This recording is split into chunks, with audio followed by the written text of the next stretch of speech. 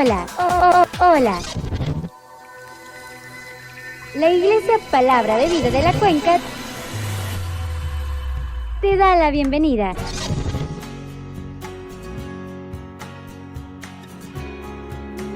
Muchas gracias por estar aquí. Somos una gran familia.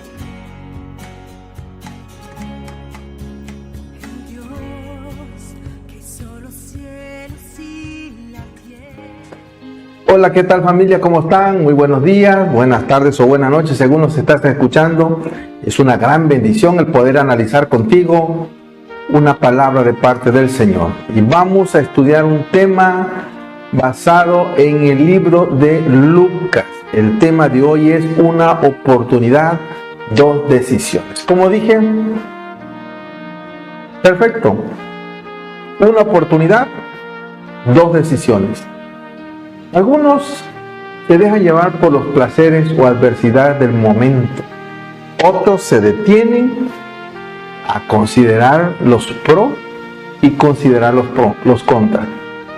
Antes de escoger lo que les parece más beneficioso, son muy analíticos en esto. Sin embargo, cualquiera de estos dos enfoques puede basarse solo en preferencias personales. La mejor manera para tomar decisiones sabias es depender de la palabra del Señor para poder elegir bien. Existen dos elementos básicos para tomar decisiones. Puede ser por principios, que es el primero de ellos, y se refiere a la inalterable y predeterminado modo de conducta o norma moral basados en la palabra de Dios. Como creyentes en Cristo debemos vivir guiados por convicciones que están basadas en la Biblia. Por ejemplo, la palabra de Dios nos enseña que no debemos robar, no debemos mentir, no debemos engañar, asesinar, cometer adulterio, etcétera, etcétera, que no sea la voluntad del Eterno. Esos son esos principios, se llaman principios por decisiones. Principios por decisiones. El segundo elemento básico para tomar decisiones es por preferencia. Y nos abocamos a tomar decisiones basadas en lo que nos gusta o no nos gusta, o lo que nos disgusta, en lo que estoy de acuerdo o lo que no estoy de acuerdo, en lo que fugazmente puede beneficiarme o fugazmente puede hundirme. Nos vamos por lo que es más conveniente. Ahora, quienes operan de esa manera se preguntan: ¿qué me hará sentir más bien? ¿Qué puede darme mejor resultado en este momento de decisión fugaz? ¿Qué puede complacerme más? ¿Qué me puede beneficiar más? Sin un límite definido, quiero decirte que esas personas están en grave peligro. La palabra que usa Lucas para descubrir o para poner de manifiesto a las personas que murieron al lado de Jesús, o se puede decir que de esta forma lo describe, en la palabra malhechores. Podemos leer en Lucas capítulo 23, versículo 32, versículo 33, versículo 39. Se trata de una palabra común en el tiempo histórico. Eran delincuentes, eran criminales. Mateo y Marcos son más específicos. Ellos en el Evangelio le llaman ladrones. Puede leerlo Mateo 27, 38. El versículo 44 también de Mateo, de ese capítulo 27, y puede leerlo en Lucas capítulo 15, versículo 27. En este caso, la palabra original parece implicar la idea de robo con violencia. Y según la última confesión de uno de los dos, tanto él como su compañero, pues eran culpables. Dice: nosotros a la verdad justamente padecemos porque recibimos lo que merecieron nuestros. Lea Lucas 23, 41. reconociendo que en realidad eran malhechores o que habían robado, que eran ladrones. No cabe ninguna duda, pues, de que los dos eran criminales. No sabemos nada de ellos, no sabemos cómo se llamaban, de dónde eran, sus edades, si estaban casados o si tenían hijos, su aspecto físico, etcétera, etcétera. No sabemos nada, pero eran dos personas que fueran como fuesen, habían sido arrastrados al mundo del crimen y cuyas vidas estaban a punto de llegar a un trágico y horrible fin. Al lado de personas así, la mayoría de los humanos pues se sentirían bastante bien, porque se produce cierta satisfacción el poder compararnos con gente peor que nosotros. Es una reacción netamente humana. Nos hace sentirnos justos y en un plano moral, superior al de ellos, nos mantiene a ese nivel o nos lleva a ese nivel. Pero eso no es bueno. Es más, es peligroso, porque el mensaje cristiano, que es el evangelio, empieza con el reconocimiento de nuestra necesidad espiritual, y aunque no seamos criminales ante la ley humana, todos somos pecadores ante la ley divina. Ahora, la pregunta para ti y para mí es, ¿qué es el pecado? Según el apóstol Juan, en la primera carta del apóstol Juan, capítulo 3, versículo 4, dice: el pecado es infracción de la ley. Son pocas las personas que saben qué día van a morir. Pero entre los pocos que sí lo saben, estaban estos dos condenados a muerte al lado de Jesús en la cruz. Ellos dos criminales sabían que ese día iba a ser su último día.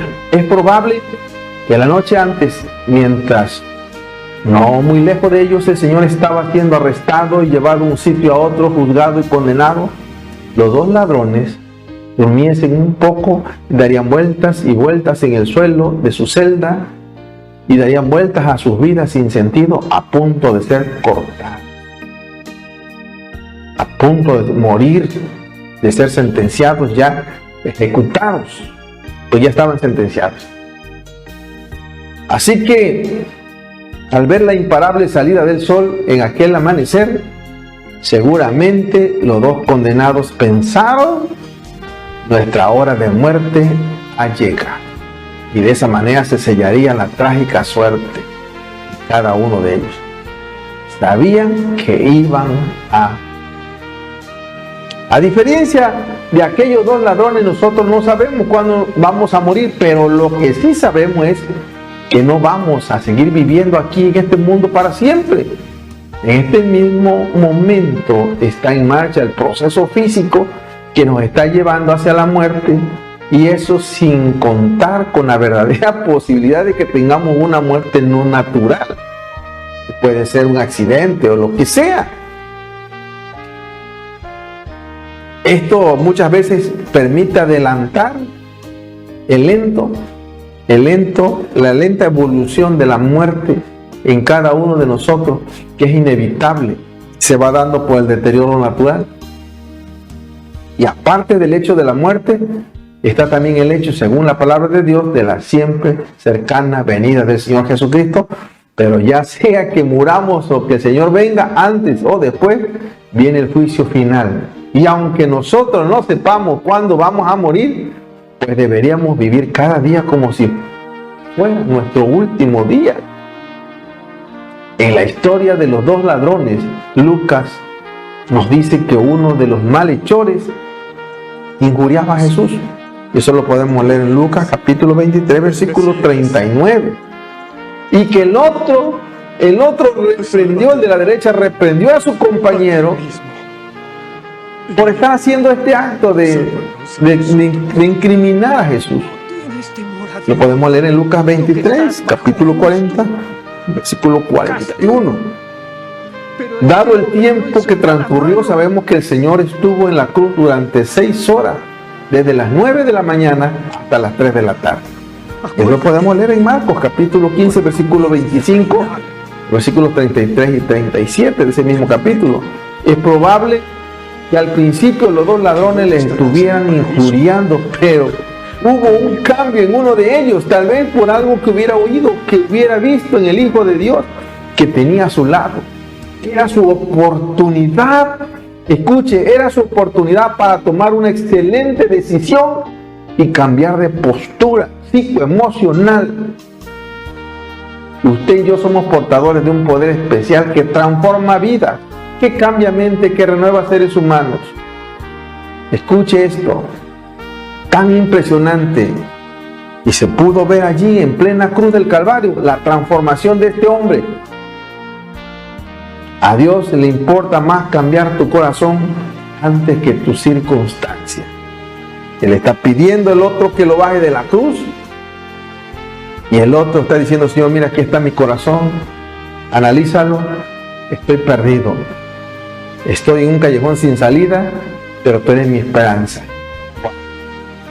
La decisión era ahora o nunca, era la oportunidad de echar mano de la vida eterna. Y los dos ladrones pues estuvieron injuriando al Señor, pero el de la derecha tomó esa decisión, y no fue por principio, sino por preferencia. Tuvo fugaz y sabiamente, aparte de lo que nos dice Lucas 23:39, no sabemos qué más le dirían. La palabra injuriar es literalmente blasfemar, lo que nos podría dar una idea de la clase de cosas que le decían. Así que ahorita toda la mirada está enfocada en el ladrón de la cruz, y esto es sin duda lo más sorprendente, lo más sublime de la historia de los dos ladrones. Lucas nos lo cuenta, su testimonio es fiable y suficiente.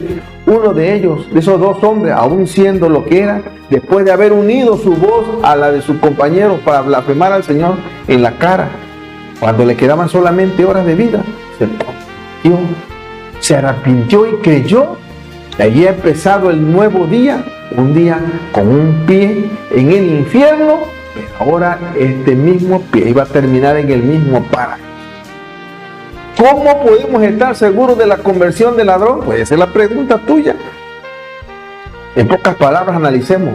Él reconoció su propia culpa y reconoció la inocencia del Señor. Lea Lucas 23, 40 y 41. Se dirigió al Señor mostrando que le reconocía como el rey señalado por el título que tenía sobre la cruz. Y les pidió que le salvara. Le dijo: acuérdate de mí cuando vengas a tu reino. Lucas 23, 42. Lea. ¿Y cómo debió de sonarle ante su estado de muerte? La respuesta concisa y clara del Salvador moribundo fue: hoy estarás conmigo en el paraíso. Impresionante decisión, en el momento correcto, con la persona correcta y con la actitud correcta.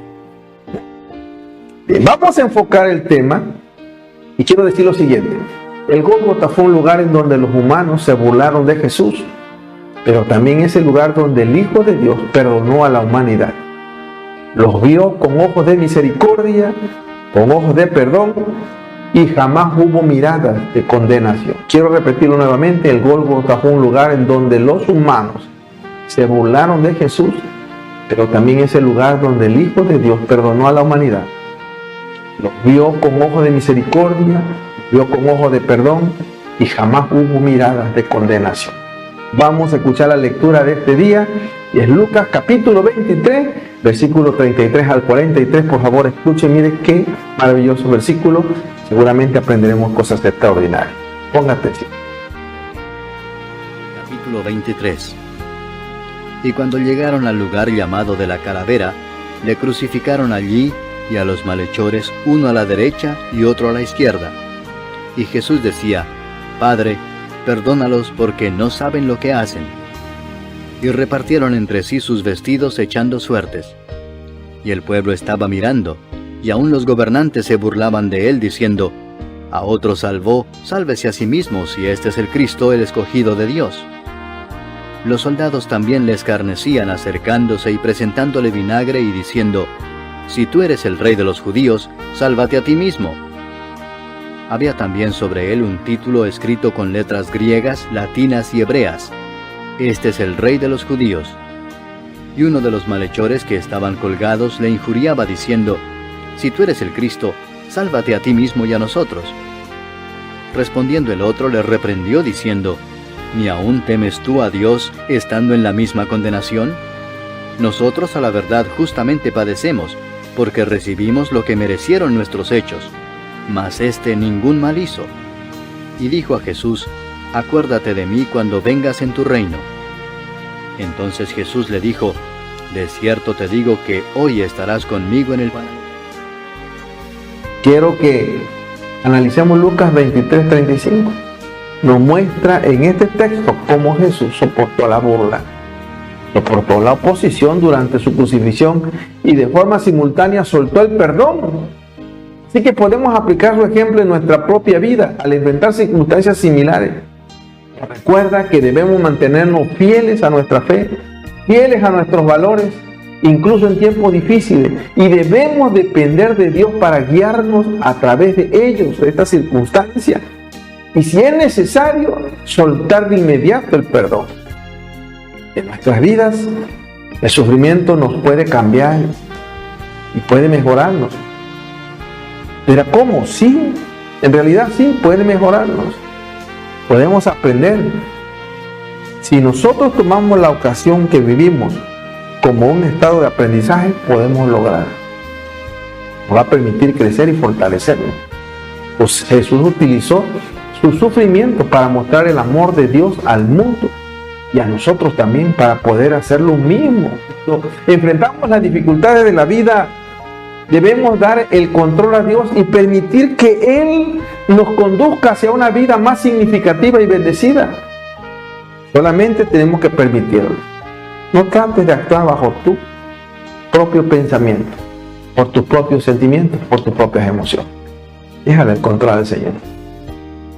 Vamos a la sección 2 y es una gran oportunidad. Como dije, perfecto, una gran oportunidad. El versículo de Lucas 23:37 tiene una de las palabras que le dijeron a Jesús mientras estaba en la cruz antes de morir. Es interesante analizar definitivamente las palabras y el contexto detrás de este versículo para poder comprender su significado. Antes de analizar las palabras específicas de este versículo, es importante entender el contexto detrás de ellas. Según la Biblia, Jesús fue condenado a muerte por el gobernador romano, Poncio Pilato. De un juicio injusto en el que fue acusado de títulos de rey e hijo de Dios. Los líderes lo odiaban y lo consideraban una amenaza para su poder personal. Y entonces Jesús fue llevado a la cruz y crucificado junto con 2 ladrones durante su crucifixión. La multitud se burlaba de él, diciéndole que si era el Hijo de Dios, él tendría la capacidad de bajarse de la cruz, de salvarse. Lo que la multitud no comprendió es que Jesús no estaba en la cruz para salvarse a sí mismo. Él estaba allí para salvar al mundo entero. Era la gran oportunidad para ellos. La muerte en la cruz fue una prueba de su amor por la humanidad y su fidelidad a su Padre Celestial. Él entregó voluntariamente a la muerte, se entregó a cumplir la voluntad de Dios para ofrecer la salvación. Y no nada más a sus conciudadanos, sino a todos los que creen en Él, a todo el mundo, a todas las razas, todos los habitantes del planeta. Las palabras de la multitud muestran su incredulidad y falta de entendimiento sobre la misión y el propósito de Jesús. Jesús sabía que su muerte no sería en vano y que a través de su sacrificio el mundo entero tendría la oportunidad de experimentar el amor de Dios y recibir la redención. Lección que podemos aprender en este versículo es que la verdadera grandeza no se trata de salvarse a uno mismo. La verdadera grandeza está en servir a los demás, de servir a Dios también. Podemos aplicar este principio en nuestra vida diaria al buscar maneras de ayudar y de servir a los demás en lugar de concentrarnos en nuestros propios deseos, nuestras propias necesidades. Debemos entender que nuestra vida no es solo para nosotros mismos, sino también es para los demás. Sobre todo es para Dios. ¡Wow! Así que Jesús es el Hijo de Dios y murió para salvarte. Este fue y siempre será el mensaje más importante de cualquier orador. El mundo necesita este mensaje tanto como el alimento que está tomando día a día. Ese debe ser tu mensaje, ese debe ser mi mensaje. Además, Lucas capítulo 23, 37 puede servir para recordarnos que la sabiduría del mundo no tiene ninguna comparación con la sabiduría de Dios. El mundo puede decirnos que la grandeza se mide por lo que tenemos, por lo que podemos hacer por nosotros mismos. Pero en realidad la Biblia nos enseña que la verdadera grandeza se encuentra en el amor y en la humildad. El título sobre la cruz nos enseña que Jesús fue crucificado por ser proclamado como el rey de los judíos. Algo que fue mal interpretado por los líderes religiosos de la época. La muerte de Jesús es considerada como un acto de amor, como un acto de sacrificio, pero también como una lucha contra la injusticia y la opresión. De esta manera, el título que fue colocado sobre la cruz de Jesús es un recordatorio de su dignidad, de su defensa de la verdad, de su defensa de la justicia y la dignidad humana. Una de las dudas más comunes con respecto a este versículo es acerca de la naturaleza del título escrito en la cruz de Jesús. Estaba escrito en hebreo, en griego y en latín, dice la palabra. Algunos sugieren que la inscripción afirmaba que Jesús era el rey de los judíos, mientras que otros sostienen que Pilato utilizó este título de manera irónica para burlarse de Jesús. Miren, la verdad es que la intención de Pilato sigue siendo el tema de debate, pero lo cierto es que el título se convirtió en un símbolo de la identidad y la misión de Jesús. Vamos a la sección 3 y es cuando la humanidad se salvó. En Lucas capítulo 23, versículo 39, aquí vamos a encontrar que uno de los malhechores estaban colgados junto a Jesús, que lo insultaba, pero ¿quiénes eran estos malhechores? En pocas palabras, ¿quiénes eran? Podemos encontrar la respuesta en los evangelios de Mateo y Marcos, que mencionan que Jesús fue crucificado junto a dos ladrones. Como lo dije en la introducción, eran dos ladrones.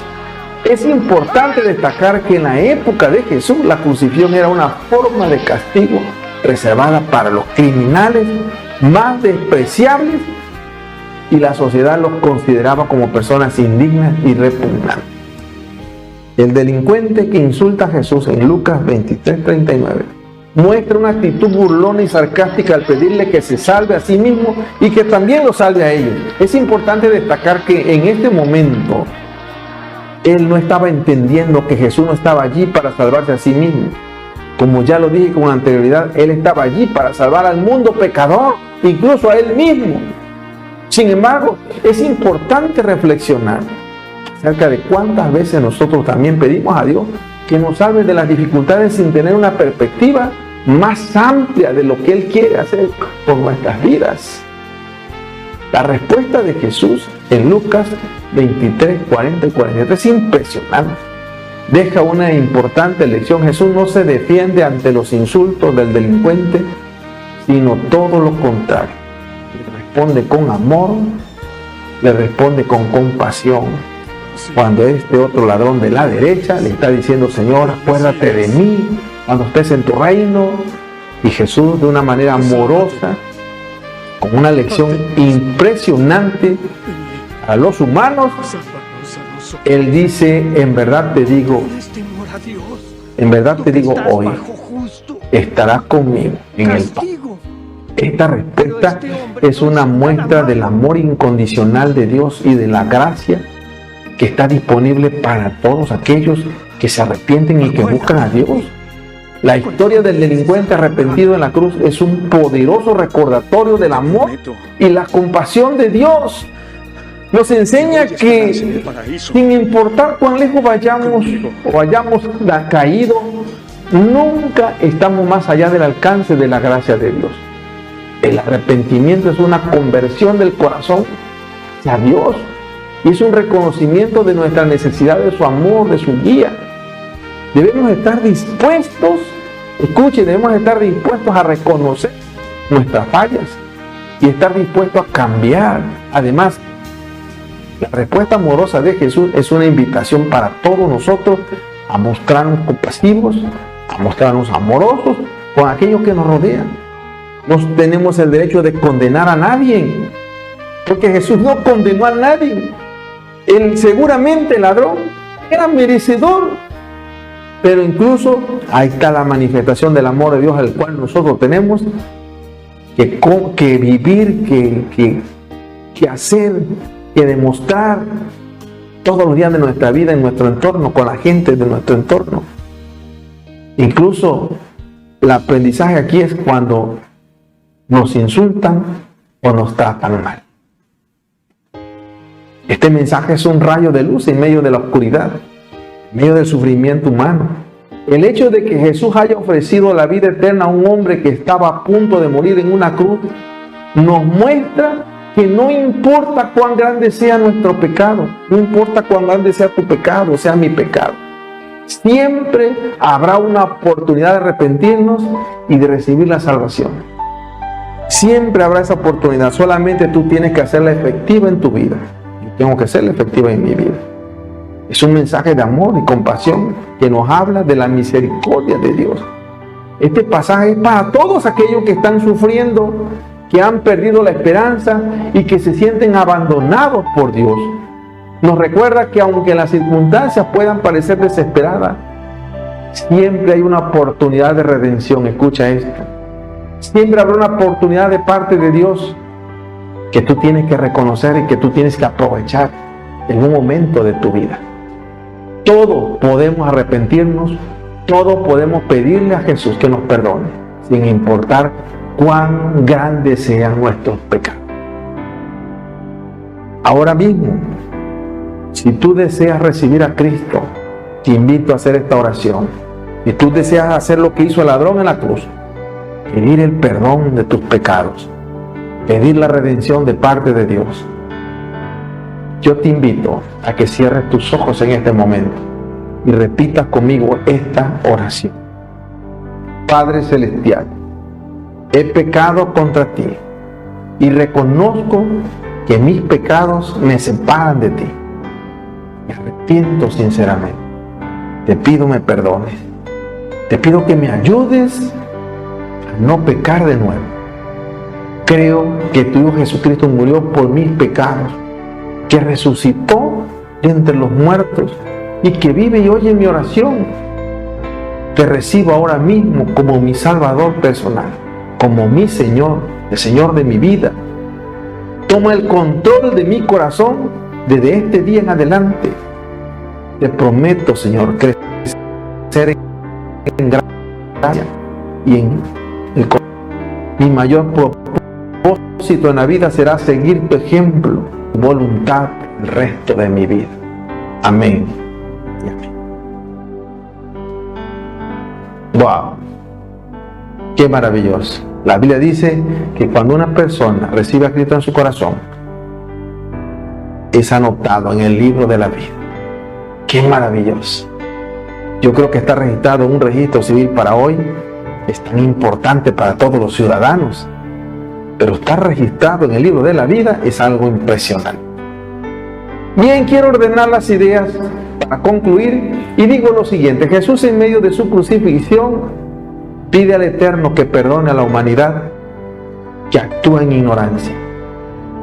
Motivo para que los dos malhechores tomen una decisión. El malhechor de su derecha de forma inmediata decide arrepentirse y Jesús le promete el paraíso como resultado de su decisión. Escucha esto, nunca será demasiado tarde para Jesús en perdonar. Quiero repetirle nuevamente. Jesús, en medio de su crucifixión, pide al Eterno que perdone a la humanidad que actúa en ignorancia, para que los dos ladrones tomen una decisión. El malhechor de su derecha de forma inmediata decide arrepentirse y Jesús le promete el paraíso como resultado de su decisión. Escucha, esto es muy importante. Nunca será demasiado tarde para Jesús el querer perdonar. Dios te bendiga y le mando un abrazo sincero a todos los que hicieron la oración para recibir a Cristo. Eres un hijo de Dios. Dios te bendiga y te invito a escuchar esta hermosa canción. Dios te bendiga.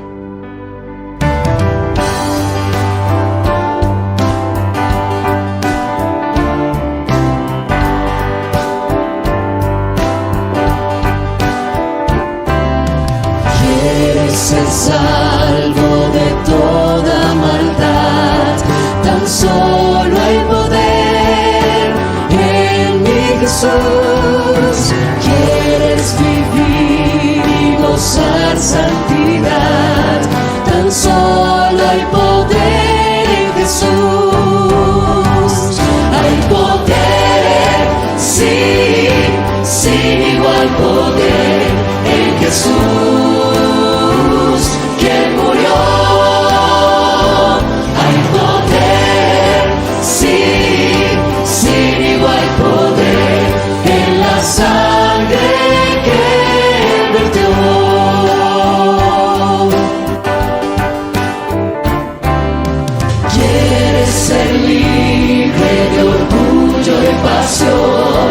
Tan solo hay poder en mi Jesús.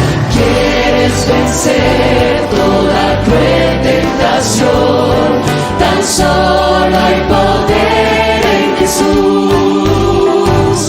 Hay poder, sí, sin igual poder en Jesús.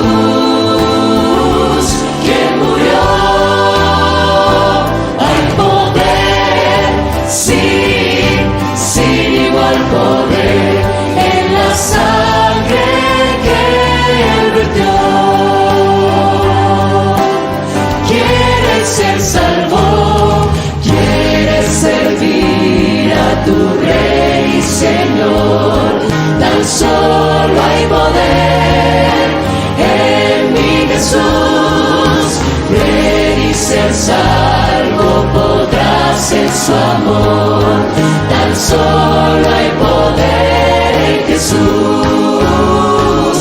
Hay poder, sí, sin igual poder en Jesús, quien murió.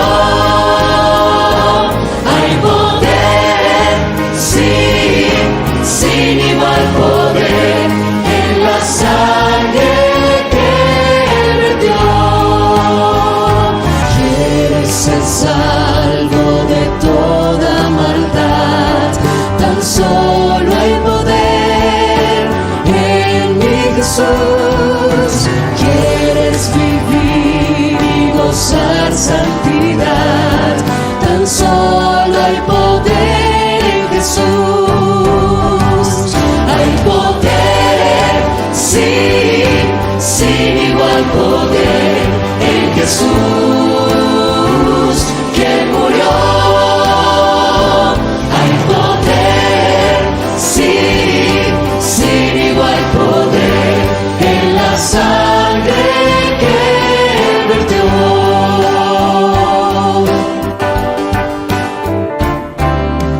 Quieres ser libre de orgullo y pasión, tan solo hay poder en mi Jesús. Quieres vencer toda cruel tentación, tan solo hay poder en Jesús. Hay poder, sí, sin igual poder en Jesús, quien murió. Hay poder, sí, sin igual poder en la sangre que Él vertió. Quieres ser salvo, quieres servir a tu Rey y Señor, tan solo hay poder en mi Jesús. Creer y ser salvo podrás en su amor, tan solo hay